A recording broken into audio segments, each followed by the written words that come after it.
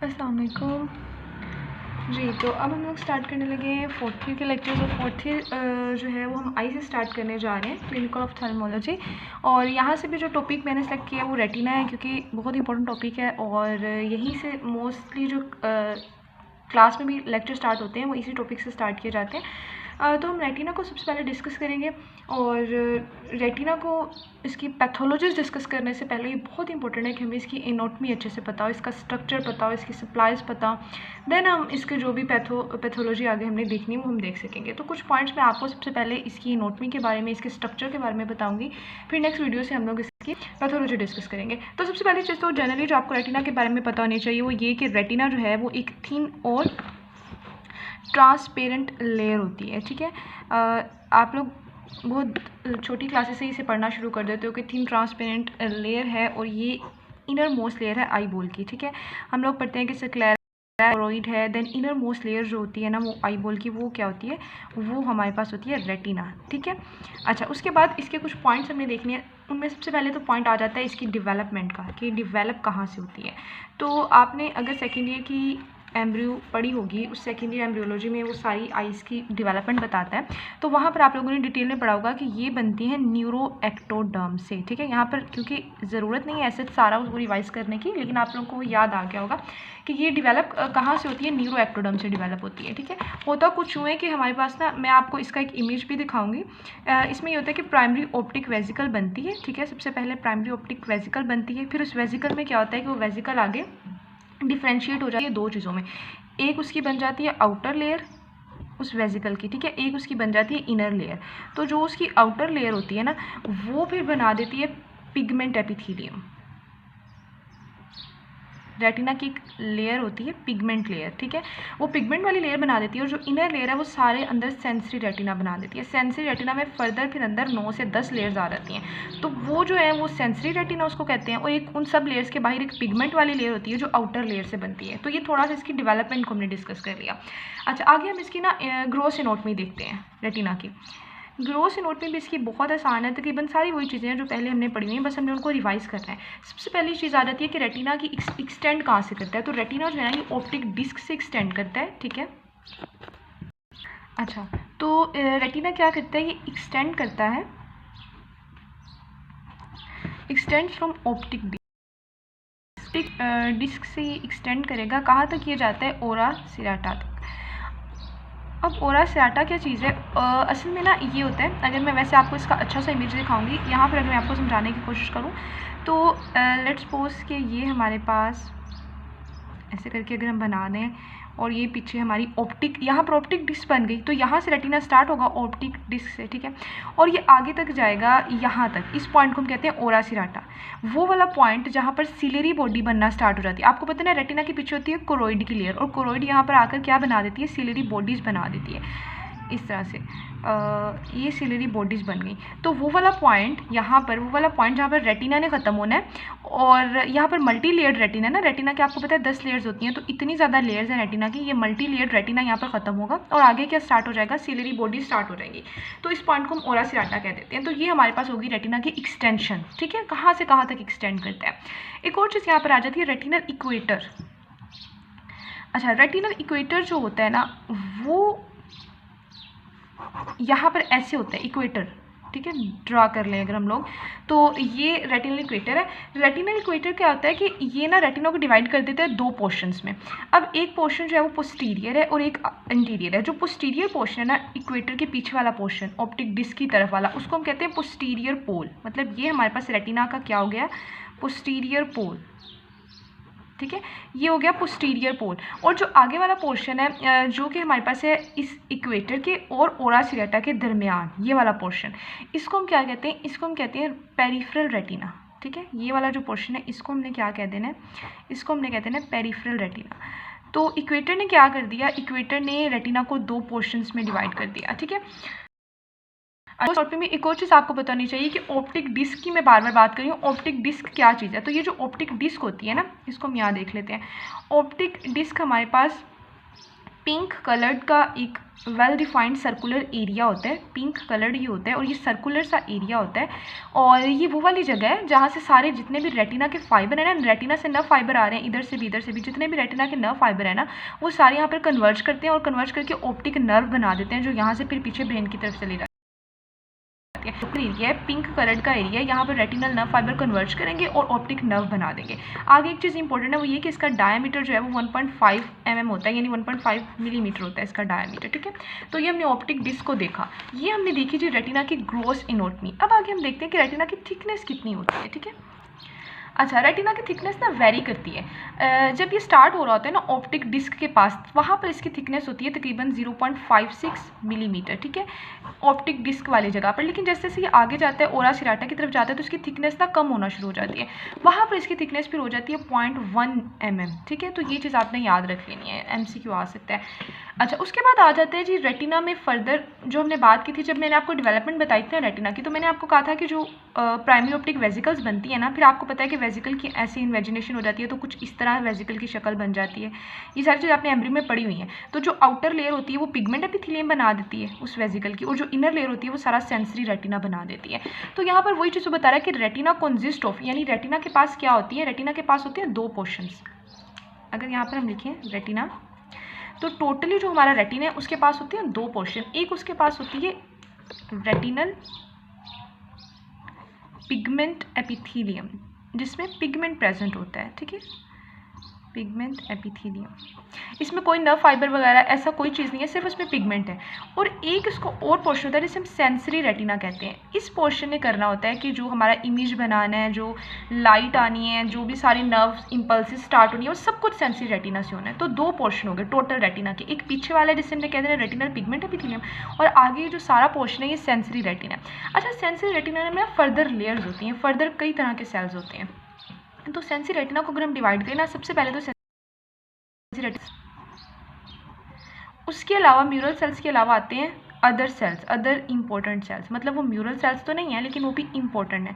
उसके बाद हमारे पास आते हैं स्पॉटिंग सेल्स। ठीक है, ये मैं आपको सेंसरी रेटिना की फर्दर डिस्ट्रीब्यूशन बता रही हूँ। उसके बाद आता है वास्कुलर एलिमेंट, यानी ब्लड वेसल्स। तो ये हमारे पास हो गया जी सेंसरी रेटिना। अब म्यूरल सेल्स में हमारे पास एक तो बहुत इंपॉर्टेंट सेल्स आती हैं रोड्स एंड कोन्स।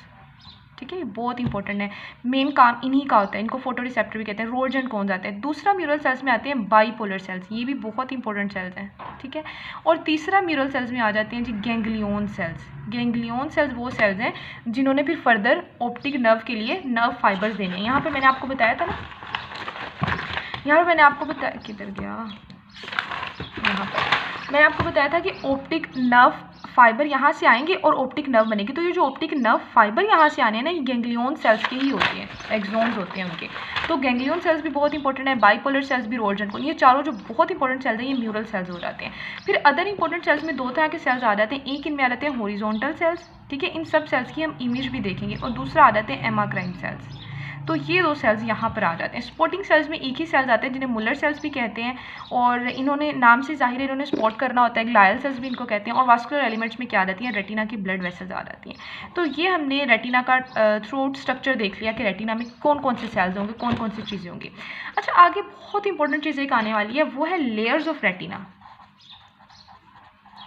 रेटिना के स्ट्रक्चर की जब मैंने कहा ना आपसे कि मैं रेटिना के स्ट्रक्चर की बात करूंगी, तो दो तरह से स्ट्रक्चर की बात होती है। एक तो होती है ग्रोस एनाटॉमी, यानी ग्रोस हमें स्ट्रक्चर क्या नजर आएगा, माइक्रोस्कोप के बगैर अगर हम रेटिना को देखें हमें क्या नजर आएगा। अभी तक हमने जितना भी डिस्कस किया था ना वो सारा ग्रोस था, कि उसकी थिकनेस कितनी होगी, उसकी एक्सटेंड वो कहाँ से लेकर कहाँ तक करेगा। ठीक है, ये सारी चीज़ें उसकी ग्रोस में आ रही थी, ओरा सिराटा, ये सारी चीज़ें।